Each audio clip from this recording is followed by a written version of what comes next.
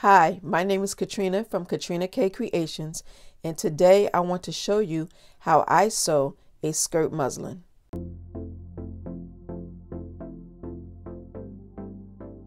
So just to be clear, when I refer to a skirt muslin, I'm talking about a skirt test garment. In our fashion industry and in our sewing industry, when we make a test garment, we usually make it out of muslin, which is it could be a bleached, or in this case is an unbleached cotton fabric. So usually we just call all of our test garments a muslin.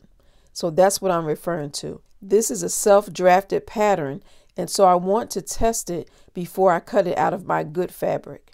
So the first thing I do after I cut everything out is I mark the things that I need to mark. So I'm going to start with the darts. So I'm going to remove the pins just around the darts so that I can put in my tracing paper and trace them to the fabric. I don't use the tracing paper with the chalk because it's very messy.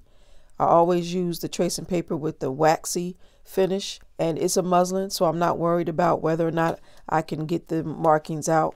So I'm putting one piece of tracing paper on the bottom.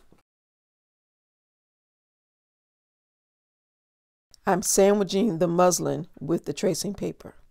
I like to use a tracing wheel with a serrated edge. You can definitely use a tracing wheel with a smooth edge. This is just my personal preference. I also put a line in the center of my darts so that I know where the center of the dart is, and this helps me when I'm pinning the darts right before I sew.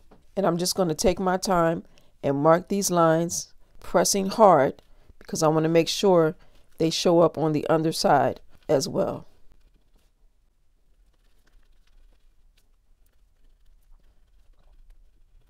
Before I remove the paper, I want to make sure that I can see the dart on the other side, and I can. And then I'm going to just slide it over for my next dart and do the same for this dart.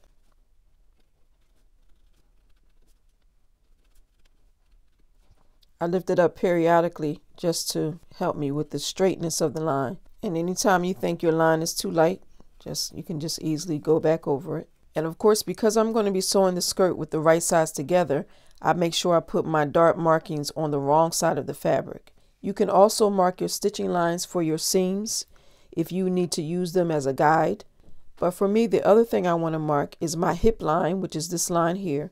And also I want to mark the stitching line of my waist. Now, because I need to see these lines during my fitting on the right side of the fabric, that's where I'm going to mark them. I'm not going to mark them on the wrong side of the muslin. I'm going to mark them on the right side of the muslin so that when I try my skirt on for fitting, I can easily see where my hip line is and if my waistline is in the right place. So this time with my tracing paper, instead of having the wax sides together, I'm going to have the other side together. So this time I'm going to put my tracing paper in between the two layers of my muslin, and I'm going to slide it all the way to the other end and remove any pins that need to be removed. And I just want to make sure it's all the way at the other end. So that's why you see it peeking out. And then I'm ready to mark my hip line. Checking to make sure I didn't get to the end of my tracing paper. Then I'm going to reach in and pull it. And sometimes this tracing paper will stick a little to the muslin or to the fabric. So you just have to be careful there. And then continue to trace. And again, before I remove my tracing paper, I just like to make sure I got the entire line. And I did. I'm going to keep this tracing paper the same way for my stitching line of my waist.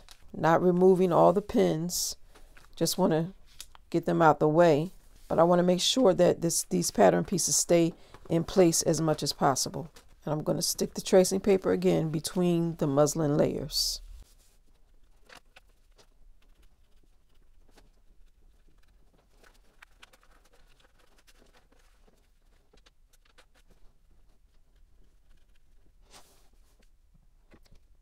Now, if you find that your lines are still a little too light from the tracing paper, or maybe you're not going to be sewing your muslin right away, then you can just go over those lines with a marker or pen or marking pen to make sure that they last for a while.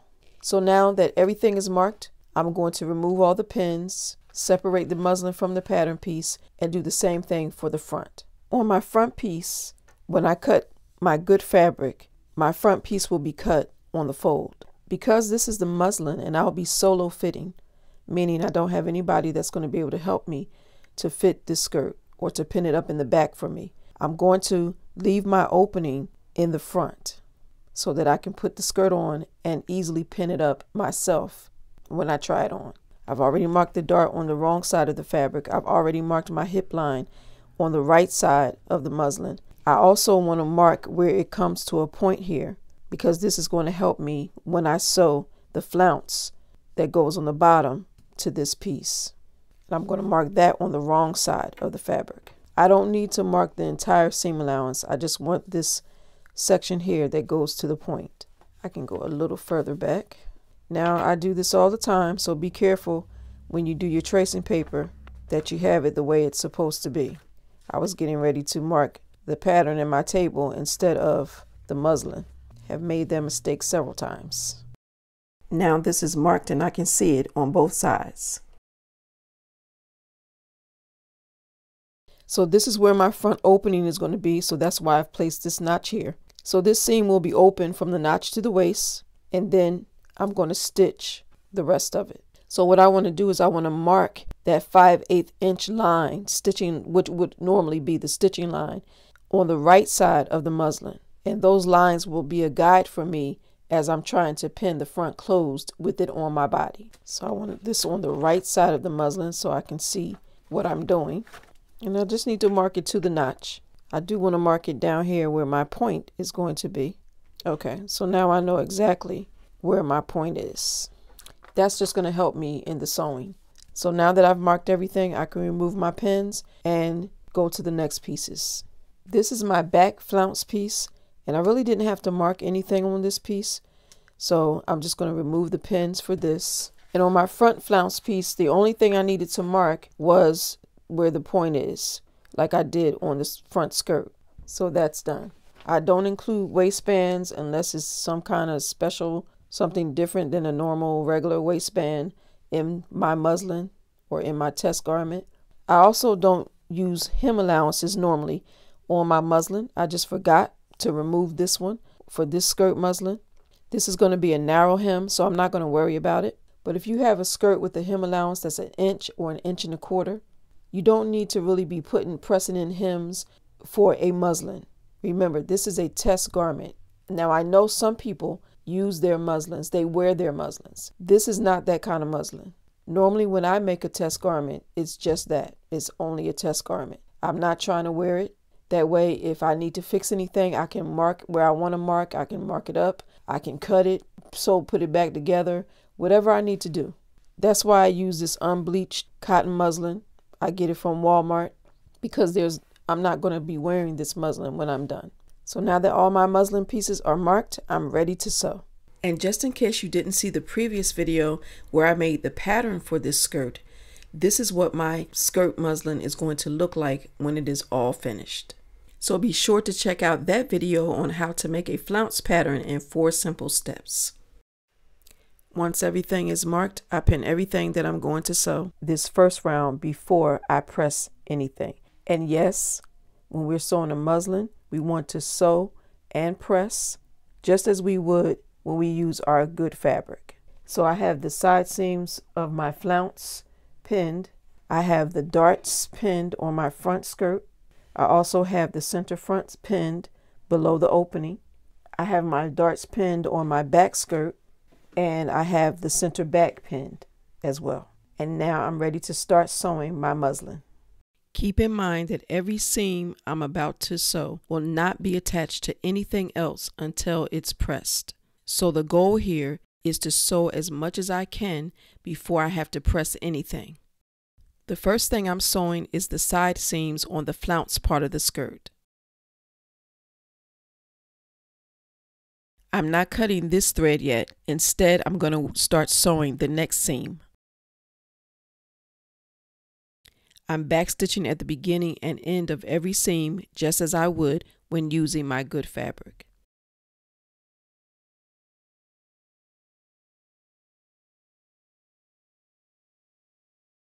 Now I'm sewing the center back seam, then the center front seam below my opening to the point I marked. I ended my stitch at the point because this is where my flounce will be attached. This will make it easier to sew on.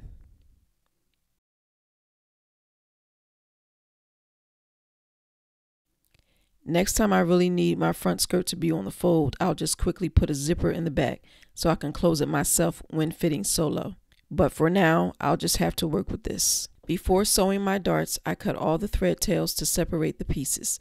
I also cut the thread tails after sewing each dart so nothing gets tangled up. After all my darts are sewn, I'll take everything to the ironing board and press. So I've sewn and pressed the side seams of my flounce. I've sewn my center back seam and pressed all my darts. And just as a quick tip, I always press my darts. The inside always points to the center back or the center front. I've also pressed the darts on my center front, and it's the same thing. The inside of the dart points toward the center front. And I've also pressed back the seam allowance for my opening in the front so that I can easily pin this as I fit solo. Now that everything is pressed, I'm going to sew my front skirt and back skirt together at the side seams. I could have also sewn the side seams together when I sewed everything else, but I find that it's easier to press when they're two separate pieces. So you don't have to wait to sew your side seams together. That's totally up to you. So I've sewn and pressed my side seams, and now I'm ready to sew my flounce to the bottom of my skirt. So now my flounce is sewn on, and if this was my good fabric, I would of course trim this seam allowance and also serge it. But since it's just my test garment or my muslin, I'm just going to leave it as is. And I'm actually done making my skirt muslin. So now I'm ready to try it on. Overall, I'm happy with the flounce placement, but I will be making some changes, some minor alterations to this muslin before I sew it out of my good fabric. If you like this video, don't forget to subscribe. You can also find me over at KatrinaKCreations.com, and thanks for watching.